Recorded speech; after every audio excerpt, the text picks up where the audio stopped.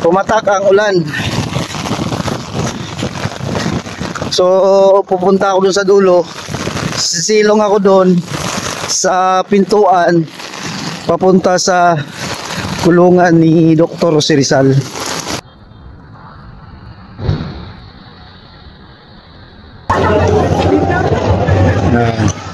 Mas marami dito.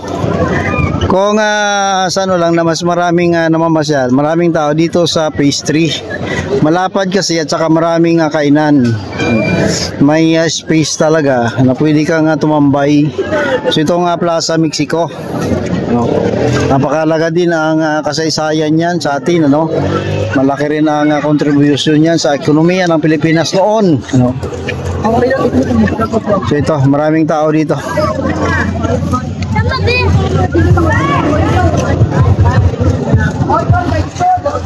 Yan. Mamahaling silungan, no? Bilyon. Yun.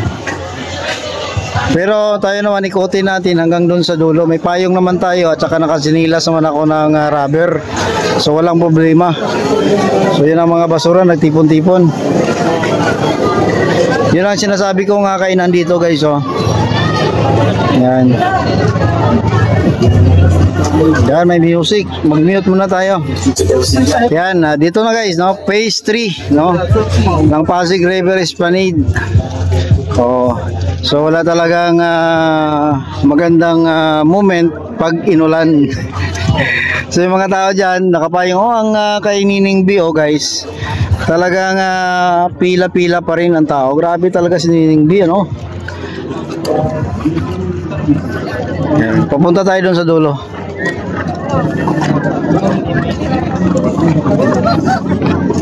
Pabugso-bugso lang yung ulan, ano, malakas, tapos titigil, mamaya nandiyan na naman. Actually madilim pa nga yung kalangitan, mukhang mamaya titira na naman yan. Hindi pa talaga totally umalis yung masamang panahon sa ating bansa. Nandito pa. So siyempre may tarpaulin ito yan, napakaraming kainan dito. Itong portion na pinakamaraming kainan. So, may trampoline dito, pambata, oh. Yan.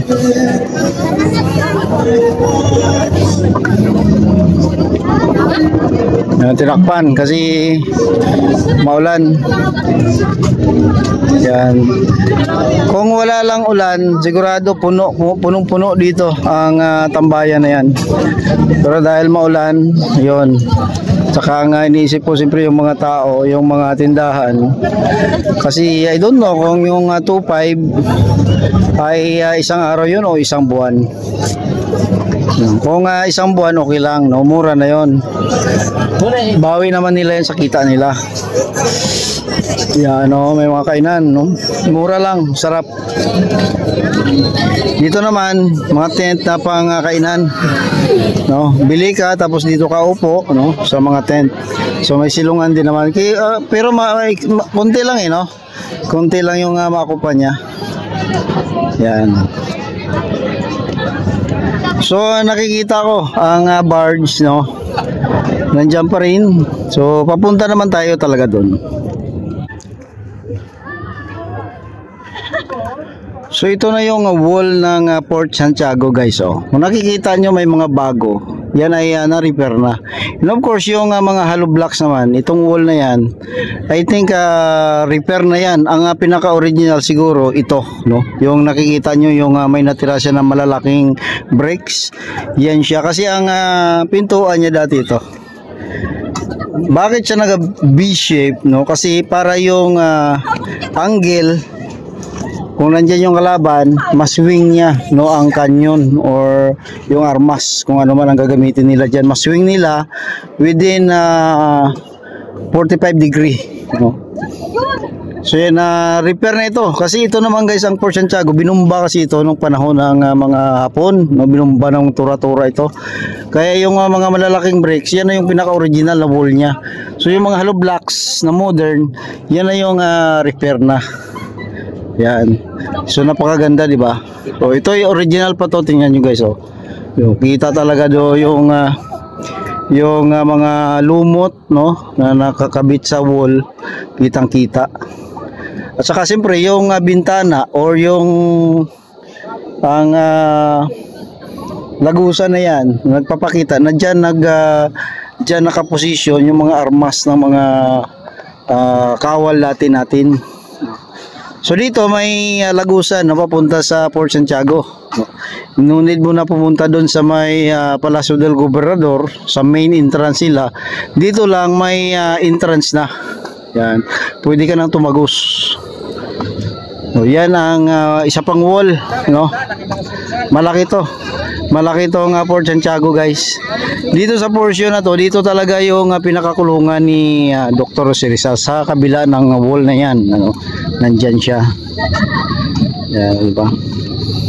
So, papunta tayo doon sa pinakadulo. Kunting silip lang, no, sa pinakakulungan dati ni Dr. Jose Rizal, no? Punta natin, guys.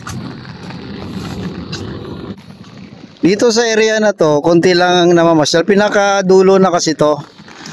So, pero tayo punta natin for the sake lang na makita nyo ang pinakakulungan dati ni Dr. Jose Rizal. Dito lang tayo sa labas, no? Kasi hindi pa tayo nakapasok sa loob mismo. Pero makikita dito yung pinaka pintuan ng kulungan niya. Grabing ulan, no? Grabing hangin.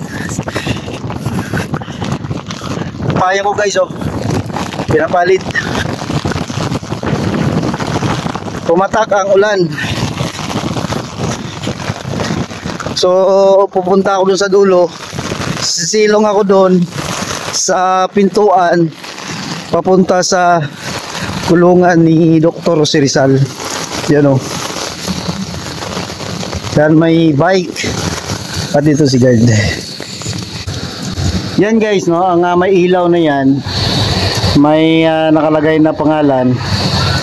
Yan po ang pintuan ng kulungan ni Dr. Jose Rizal. Pag pumunta ka dito, nakikita mo yung statue niya dyan na parang nagpapakita, no, na nakaupo, nakatayo si Dr. Jose Rizal sa portion na yan. Yan. Nakasara kasi nasa kabila tayo, no. Kailangan nating magbayad ng ticket pag once pumasok tayo dyan. Yan na po ang loob ng Port Santiago, no. Sumilip lang tayo kasi may harang dito. Sumulan. Pag tigil mamaya ng ulan, sibat na tayo, guys, ano. Ito na yung pinaka dead end ng Pasig River Esplanade. Parang turn around na to. Yung dulo yan, oh, ang lakas ng ulan, oh.